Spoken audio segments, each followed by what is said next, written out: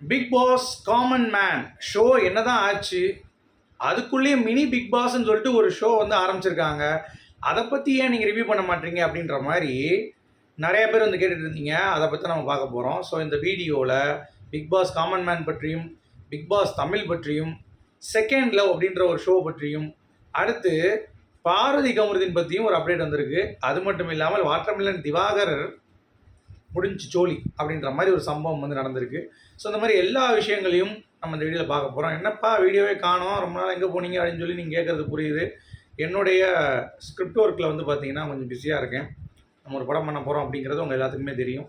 So அதனால் என்னுடைய office அடுத்தடுத்து என்னுடைய கெரியருடைய இது வந்து பார்த்திங்கன்னா வேறு மாதிரி நான் பிளான் பண்ணியிருந்தேன். பட் ஆண்டவன் வந்து பார்த்திங்கன்னா வேறு மாதிரி எனக்கு ஒரு விஷயம் வந்து கொடுத்துருக்காப்புல.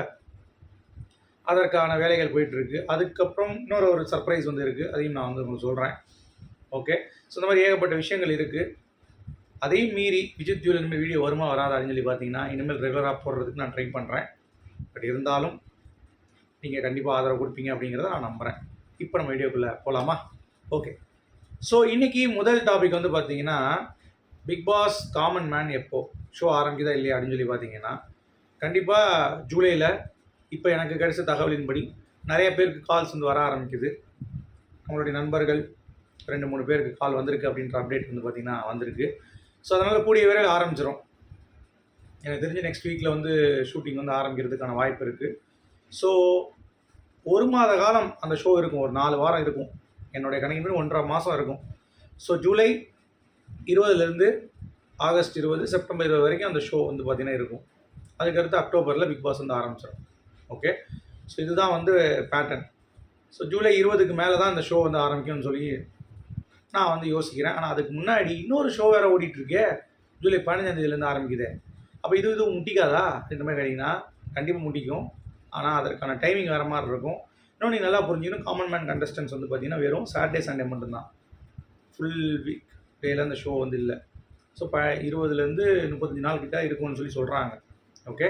ஸோ அதனால் இந்த மினி பிக் பாஸ், அதாவது செகண்ட் லவ் அப்படின்ற ஒரு கருமமான ஒரு ஷோ, இதை பற்றி நான் அப்புறம் பேசுவோம். முதல்ல நான் காமன் மேனை முடிச்சுக்கிறேன். ஏன்னா அப்போ தான் ஒரு கிளாரிட்டி கிடைக்கும் உங்களுக்கு.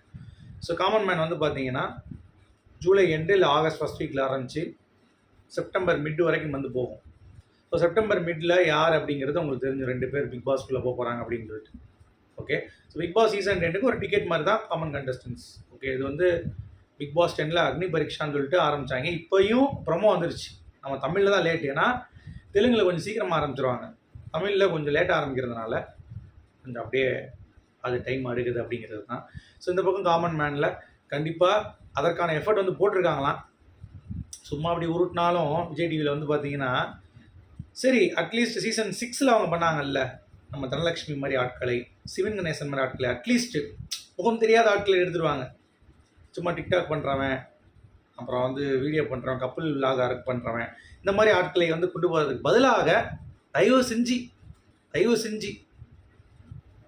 செஞ்சு காமன் மேன் கேட்டகரியில் இருக்கிற ஆட்களை கொண்டு வாங்க. அது வந்து இந்த ஷோவுடைய டிஆர்பியும் வந்து வலுப்படுத்தும். இந்த ஷோ வந்து நிறைய பேருடைய பார்வையில் ஓகே, இப்போ பிக் பாஸுக்கு நம்ம சாமானிய மக்களும் உள்ளே வரலாம் அப்படின்ற அந்த ஒரு எண்ணமும் இருக்கும். ப்ளஸ் டிஆர்பியும் வந்து ஜஸ்ட் அதிகமாக இருக்கும். சரி என்ன தான் பண்ணுறாங்கன்னு பார்ப்போம் அப்படின்ற மாதிரியான ஒரு தாட் ப்ராசஸும் வந்து வரும். ஓகே. ஸோ அதனால் அந்த ப்ராசஸ் படி நமக்கு வந்து தகவல் கிடச்சிருக்கு. அது மட்டும் இல்லாமல் ஆடிஷன்ஸ் இந்த வாரத்துலேருந்து ஆரம்பிக்குது. 10 டேஸ்க்குள்ளே ஃபைனல் பண்ணிடுவாங்க. செப்டம்பர் ஃபஸ்ட் வீக்கில் அந்த ஷோ ஆகஸ்ட் ஃபஸ்ட் வீக்கில் அந்த ஷோ லான்ச் ஆகும். செப்டம்பர் மிட் வரைக்கும் போகும். அடுத்து அக்டோபர் முதல் வாரத்துலேருந்து நம்ம இனிஷியலான பிக் பாஸ் சீசன் 2 ஆரம்பித்தோம். ஸோ 15 நாளில் அவங்க யார், அந்த பிக் பாஸ் காமனில் யார் ஜெயித்தாங்களோ அவங்க 2 பேர் செலக்ட் பண்ணி பிக் பாஸ் 10ல் வந்து போட்டுருவாங்க. அதுக்கப்புறம் ஜூலை எண்ட்லேயே, அது ஆகஸ்ட் முதல் வாரத்தில் இந்த ஷோ ஆரம்பிக்கிறதுல காமன் கண்டஸ்டன்ட் அந்த பேஸ் பண்ணியே அந்த 2 கண்டஸ்டன்ஸ் மட்டும் விட்டுட்டு மிச்ச கண்டஸ்டன்ஸோடைய தேர்தல் வெற்றி, இதாவது பிக் பாஸ் 10 கண்டஸ்டன்ஸோடைய லிஸ்ட்டும் வந்து பார்த்திங்கன்னா நமக்கு வந்து வர ஆரம்பிச்சிடும். யார் யாரெல்லாம் வர போகிறாங்க அப்படின்ற அந்த டீட்டெயிலும் வந்து வர ஆரம்பிச்சிடும். ஸோ இதுதான் இப்போதைக்கு பிளான். நல்லா புரிஞ்சிச்சுன்னு நினைக்கிறேன். ஆகஸ்ட்டு ஃபஸ்ட் வீக்கில் ஆரம்பிக்குது காமன் மேனு, செப்டம்பர் மிட் வரைக்கும் போகுது. ஆகஸ்ட் ஃபஸ்ட் வீக்கில் பிக் பாஸ் 10 கண்டஸ்டன்ஸோடைய இதுவும் எடுத்துருவாங்க. அந்த ஒரு 2 பேர் மட்டும் விட்டுருவாங்க. அதுதான் அந்த காமன் மேன் கண்டஸ்ட் வந்து எடுக்க போகிறாங்க. இந்த வட்டம் கொஞ்சம் புதுமையாக இருக்கும்னு சொல்லி எதிர்பார்க்கலாம். என்ன வட்டம் சொல்கிறேன், ஆனால் என்ன அப்படின்னு சொல்லி கேட்டிங்கன்னா, விஜய் சேதுபதி ஹோஸ்டிங் தாங்க, வேறு என்ன. அவர் சும்மா உட்காந்து ஹோஸ்ட் பண்ணாமல் நிகழ்ச்சியை பார்த்துட்டு வரலாம், ஸ்பேஸ் கொடுக்கலாம் கண்டஸ்டன்ஸுக்கு, விளையாடுறவங்கள விளையாட விடலாம், விளையாட விட்டு தட்டலாம். முதல்ல தட்டி உட்கார வைக்கிறது அப்படிங்கிறது சேதுபதி அவர்கள் மாற்ற வேண்டிய ஒரு விஷயம். ஸோ அதனால் வெயிட் பண்ணுவோம். இன்னொன்று கவனிச்சிங்களா, விஜய் டிவிக்கு அதிரடி தடையம் எதுக்கு, இந்த செகண்ட் லவ் அப்படின்ற அந்த ஷோவை ஏர் பண்ணுறது. இது வந்து ஸ்பிட்ஸ் வில்லா அப்படின்னு சொல்லிட்டு ஒரு ஷோவுடைய காப்பின்றாங்க. அதுக்கேற்ற மாதிரியே ஸ்பிட்ஸ் வில்லாவில் கல்யாணம் பண்ணி இப்போ 10 வருஷமாக கல்யாணம் பண்ணி லைஃப் வாழ்ந்துட்டு இருக்கவங்க 2 குழந்தைங்களோட இருக்காங்களாம் ஆட்கள். ஸோ இந்த ஷோ வந்து நிஜமான செகண்ட் லவ், உண்மையான ரியாலிட்டி ஷோ அப்படின்ற மாதிரி தான் பேசுகிறாங்க. ஆனால் இவங்க பேசுகிறதெல்லாம் வச்சு பார்த்தோன்னா 2-3 ப்ரோமோ பார்த்தேன், பெருசாக ஒரு இம்பேக்ட் அது இல்லை. ஸ்ருதிகா அர்ஜுன் எதுக்கு இந்த மாதிரி ஷோக்கு வராங்க அப்படிங்கிறது தெரில. பிக் பாஸ் இந்த மாதிரி போயிட்டு செகண்ட் லவ் அப்படின்ற ஷோக்கு வந்து அவங்களுடைய தரத்தை அவங்களே வந்து பார்த்தீங்கன்னா குறைச்சிக்கிறாங்களோ அப்படின்ற மாதிரியான விஷயங்கள். அவங்க டாஸ்க்காக வந்து வைக்கப்பட்டிருக்கு. ஏன்னா ரம்யா கிருஷ்ணாவை டக்குன்னு ஓட முடியாதுல்ல. ஸோ ஸ்ருதிகா அர்ஜுன் டாஸ்க்காக வந்து வடிவமைக்கப்பட்டிருக்காங்க. ஒரு ஹோஸ்டாக வந்து ரம்யா கிருஷ்ணன் உள்ளே வந்திருக்காங்க அப்படிங்கிறது பார்க்க முடியுது. அப்புறம் ரொம்ப பார்த்தேன், மோனிஷான்னு சொல்லிட்டு அரண்மனை கிளி நடிச்சாங்கல்ல அந்த பொண்ணும், ஒரு பையன் ரெக்கியா வெக்கியாங்கிற ஒருத்தன் வந்து பார்த்தீங்கன்னா பேசிகிட்டு இருக்கான். அதாவது எப்படி சொல்கிறாங்கன்னா, அவனை பார்த்தோன்னே எனக்கு பிடிச்சிருச்சு, அவனை வந்து அப்ரோச் பண்ணுறான். ஆனால் என்ன அப்ரோச் பண்ணுறவன் உனக்கு ஜூஸ் கொடுக்குறான், உனக்கு இது கொடுக்குறான் அப்படின்னு சொன்னோடனே அவனை காட்டுறாங்க. அவன் வந்து இது என்னுடைய கேம் அப்படின்றான்.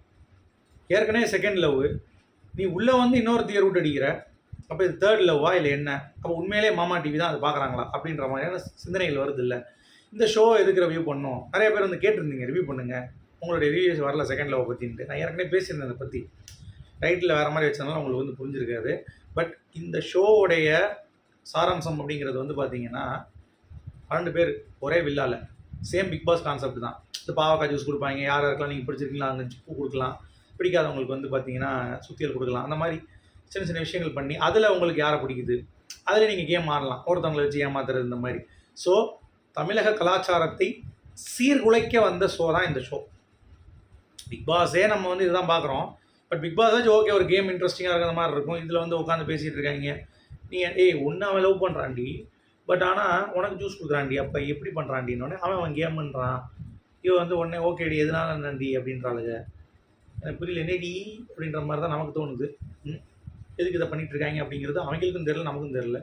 உடனே கீழே நம்ம ஆடியன்ஸு சும்மா இருப்பாங்களா, பொங்கி எழுறானுங்க, இது என்ன ஷோ நடத்திட்டு இருக்கீங்க, போங்கடா அழுத்து மூடுங்கடா, தடை பண்ணுங்கடா அப்படின்ற மாதிரிலாம் வந்து பேசிகிட்டு இருக்காங்க. நீங்கள் இப்படி தான் பேசினே இருக்கீங்க. அவங்க நம்மளுடைய அதை வச்சு தான் அவங்க ஷோவே பண்ணிகிட்டு இருக்காங்க அப்படிங்கிறத பார்க்க முடியுது. இதில் பிக் பாஸ் டைட்டில் வின்னர் வராரு, அட பாவத்தை அப்படின்ற மாதிரி இருக்குது. நம்ம முகமது அசீம், அவருக்கு லவ்வே செட் ஆகாது. ஒருவேளை லவ் செட் ஆகாதனால தான் செகண்ட் லவ் வந்திருக்காரோ அப்படின்ற மாதிரியான எண்ணங்கள் இருக்குது. ஸோ வெயிட் பண்ணி பார்ப்போம் அந்த ஷோ எப்படி இருக்குன்ட்டு. ரிவ்யூ பண்ணுமா அப்படிங்கிறது நீங்கள் சொல்லுங்கள். எனக்கு பொறுத்த வரைக்கும் இன்ட்ரெஸ்ட் இல்லை. உங்களுக்கு வேணும்னா பண்ணி தொலைகிறேன், வேறு என்ன பண்ணுறது. எனக்கு பெருசாக இன்ட்ரெஸ்ட் இல்லை, சரிங்களா? இது ஒன்று. அடுத்து இந்த வாட்டர்மெலன் திவாகர், இந்த அவங்களுக்கு இந்த ப்ரோவோக் யூடியூப் சேனலுக்கு ஏதோ பிரச்சனை ஏற்கனவே நடந்து கேமரா உடச்சிட்டாங்கன்ற மாதிரிலாம் கேஸ் போட்டு அவர் மேலே 4 கேஸ் போட்டிருந்தாங்க. அதை திசை திருப்புறதுக்காக இந்த ஆள் வந்து பார்த்தீங்கன்னா நான் வந்து என்னை அடிக்கிறாங்க அப்படின்ற மாதிரி அவர் ஒரு கம்ப்ளைண்ட் பண்ணியிருக்காரு. இந்த இஷ்யூ என்ன அப்படிங்கிறது நமக்கு தேவையே இல்லாதது. ஏன்னா பிக் பாஸ் முடிஞ்சோடனே அந்த ஷோவை நம்ம வந்து இழுத்து மூடிடலாம். இதை பற்றி என்ன சொல்கிறது பேசி நமக்கு பிரோஜனம் கிடையாது. பட் வெயிட் பண்ணி பார்ப்போம் என்ன நடக்குது. இவர் கைதாகிறாரா, இல்லை இவர் கொடுத்த கேஸ் படி போலீஸ் வந்து நடவடிக்கை ப்ரோவோக் டீம் மேலே எடுக்கிறாங்களா அப்படிங்கிறத நம்ம பொறுத்து இருந்து பார்க்கலாம். உங்களுடைய கருத்துக்கள் சொல்லுங்கள், சரியா? அடுத்து ஒரு முக்கியமான அப்டேட், செகண்ட் லவ்னு ஒரு ஷோ இருக்குல்ல, அதில் நம்ம பார்வதி கமுருதீன் அவங்க இருக்காங்கல்ல, வராங்க. ஏன் ஏற்கனவே பிக் பாஸ் வச்சு அவங்கள வச்சு டிஆர்பி பண்ணது தெரியலையா ரியாலிட்டி ஷோவில்? ஏற்கனவே செகண்ட் லவ் அப்படின்றீங்க, இவங்க லவ் பண்ணிட்டு தான் இருக்காங்க. இப்போ உள்ளே போய் அவங்களுடைய பேர் நான் அடிக்கணுங்கிறது உங்களுடைய ஆசை, கரெக்டாக? தயவு செஞ்சு விட்ருங்க. அவங்களுக்கே தெரிஞ்சிருச்சு. ஏன்னா அவங்க அழகாக ட்ரெக்கிங் பண்ணிவிட்டு அவங்க ஒரு விளாக் போட்டுக்கிட்டு பாரதி கம்பெனி அவங்களுடைய ஃபேன்ஸை சர்ப்ரைஸ் பண்ணிக்கிட்டு ஜாலியாக ஒரு லைஃப் வாழ்ந்துட்டு இருக்காங்க. அவங்கள கொண்டு போய் செகண்ட் லவ் தேர்ட் லவ்னு சொல்லிட்டு இன்னொரு ஒரு ப்ரோக்ராமில் வந்து கோர்த்து விடணுமா? போங்கடா டே அப்படின்ற மாதிரி தான் நம்ம சொல்ல தோணுது. உங்களுடைய கருத்துக்கள் சொல்லுங்கள்.